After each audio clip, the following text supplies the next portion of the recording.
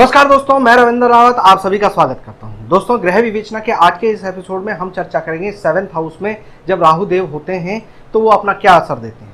गृहस्थी के घर में जब वो अपना असर दिखाएंगे तो नेगेटिव दिखाएंगे, पॉजिटिव दिखाएंगे, वो शुक्र को किस तरह से प्रभावित करेंगे, आपके गृहस्थी को किस तरह से प्रभावित करेंगे, आपके डेली इनकम ऑफ सोर्स को किस तरह से प्रभावित करेंगे, वो सारी चर्चा करूंगा। लेकिन उससे पहले मैं आपको याद दिला दूं, अगर आपने अभी तक हमारे चैनल को सब्सक्राइब नहीं किया है तो प्लीज़ पहले उसे सब्सक्राइब करें और बेल बटन को जरूर दबा दें ताकि हमारे द्वारा जो वीडियोस अपलोड होती हैं उसकी नोटिफिकेशन आपको टाइमली मिलती रहे। तो दोस्तों शुरू करते हैं। दोस्तों, 7th हाउस आपको मालूम ही है आपके गृहस्थी का होता है, आपके जीवन साथी का होता है, आपके साझे का होता है और आपके डेली इनकम ऑफ सोर्स का होता है। जब यहाँ पर राहु देव आते हैं तो यहाँ पर राहु देव को लाल किताब में इस तरह से बताया गया है कि लक्ष्मी का धुआं उड़ाए, यानी नेगेटिव सेंस में यहाँ पर इसको शो किया गया है। मगर ऐसा नहीं है कि ये हमेशा नेगेटिव हो। अगर आप इसको थोड़ा सा समझ लें, क्योंकि नासमझी में ये राहुदेव यहाँ पर नेगेटिव असर करने लगते हैं।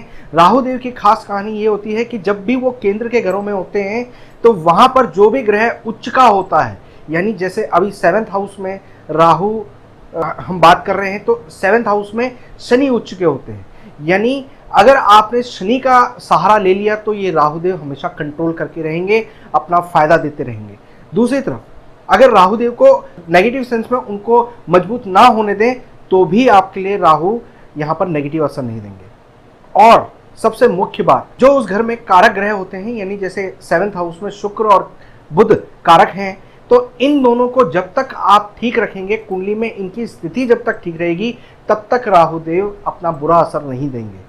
तो इस नियम को अगर आप समझ लें तो आपकी कुंडली में राहु कभी नेगेटिव असर नहीं देगा। दोस्तों, सबसे पहली बात कि जब राहु 7th हाउस में होते हैं तो यहां पर लेट विवाह करें तो अच्छा होता है, यानी शुक्र का अरसा यानी 25, 26 और 27 ये निकल जाए, उसके बाद आप शादी करें तो बेहतर होता है।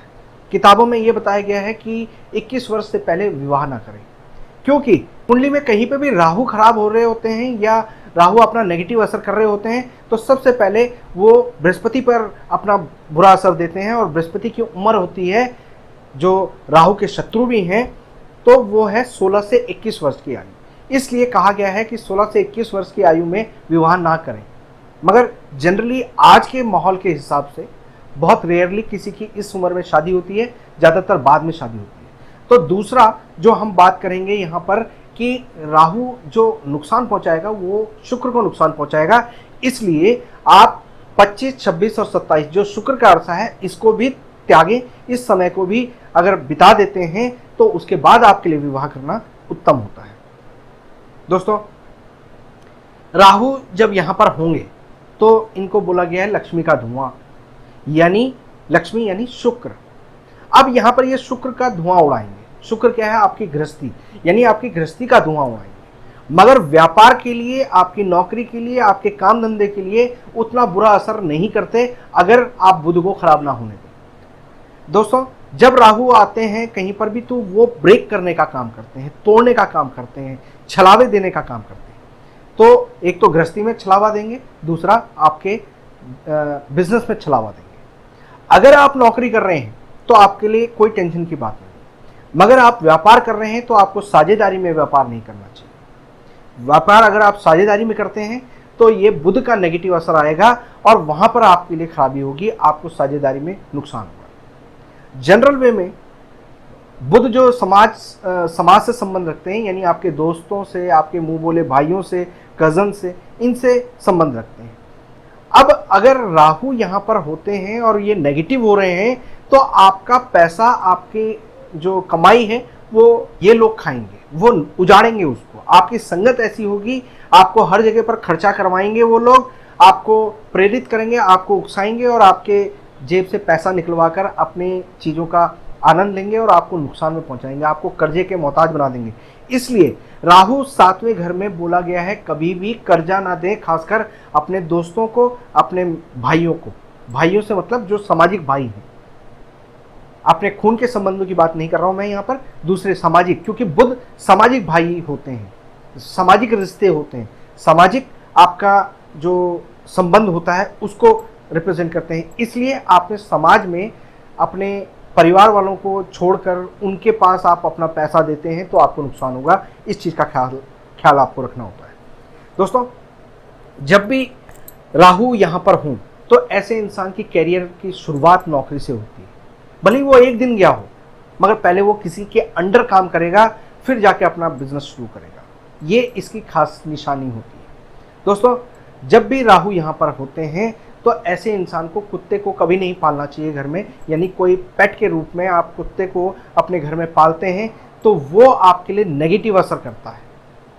यहाँ पर जब भी आपके राहु देव हों तो आपकी पत्नी जरूर काजल लगाने का शौक रखती होगी, अपनी आंखों को सजाने का शौक रखती होगी, नीले कपड़े पहनने का शौक रखती होगी, और ये इस राहु को नेगेटिव कर देता है। यानी शुक्र और राहु का पूर्ण रूप से संबंध बन जाता है, जिसके कारण ऐसे इंसान के घर में फिर कलेश रहते हैं।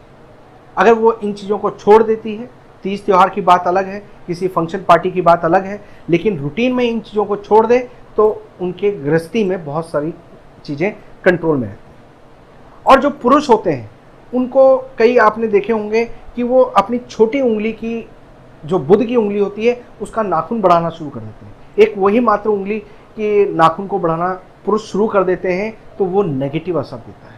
ये राहु की नेगेटिव होने की निशानी होती है। इन चीज़ों को अगर आप छोड़ देते हैं तो राहु यहाँ पर कभी भी बुरा असर नहीं देते। शादी के समय पर अगर ऐसा व्यक्ति जिसके राहु 7th हाउस में है, वो अपने ससुराल से कन्यादान के समय पर लड़की वालों से चांदी लेकर अपने घर में स्थापित करके 70 ग्राम की ईंट अपने घर में रख ले, या अपनी पत्नी के वजन के बराबर चावल घर में लाकर रख ले और उसको रूटीन में यूज़ करता रहे, तो आप देखेंगे कि ये राहु किसी भी तरीके से नेगेटिव असर नहीं देते। राहु को कंट्रोल करने का सबसे अच्छा तरीका है चंद्रमा, क्योंकि चंद्रमा को माँ कहा गया है और राहु शैतान बच्चा है। माँ की गोद में शैतान बच्चा शांत होता है। दूसरे लॉजिक से अगर बात करते हैं तो हाथी जब पागल हो जाता है तो उसके ऊपर पानी डाला जाता है। पानी डालने से राहु यानी हाथी शांत हो जाता है।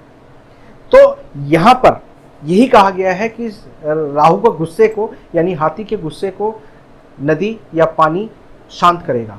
यानी आप अपनी पत्नी के वजन के बराबर अगर चावल या गंगा जल अपने घर में रखते हैं तो वो बहुत लाभकारी होता है। स्थापित कर लेने से बहुत लाभ मिलता है।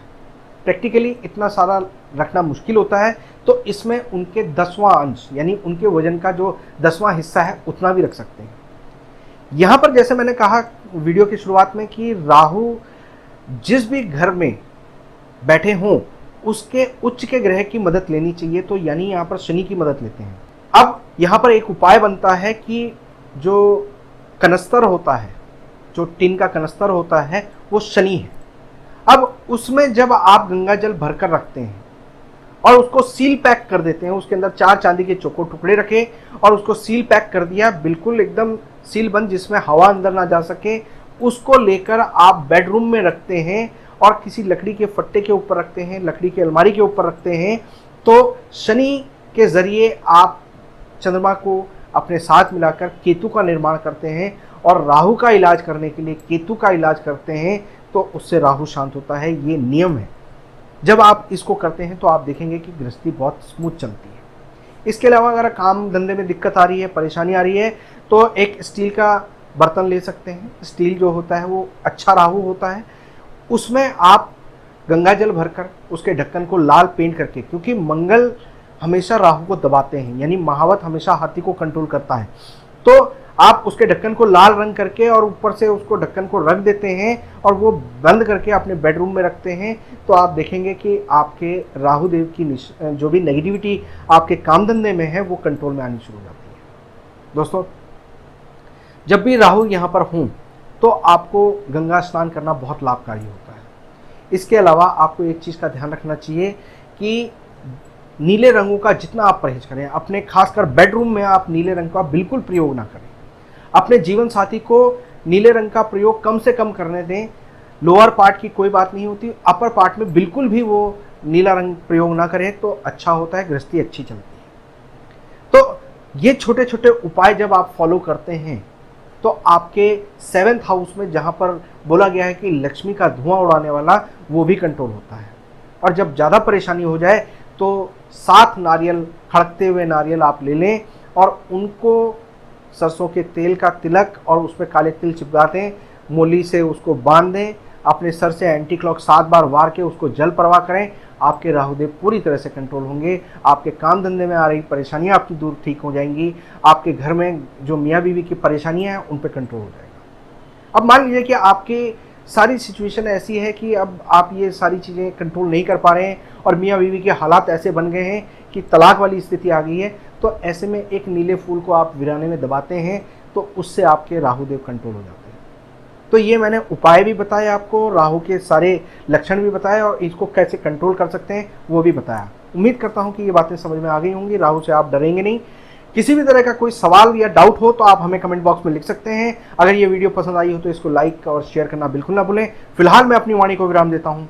नमस्कार।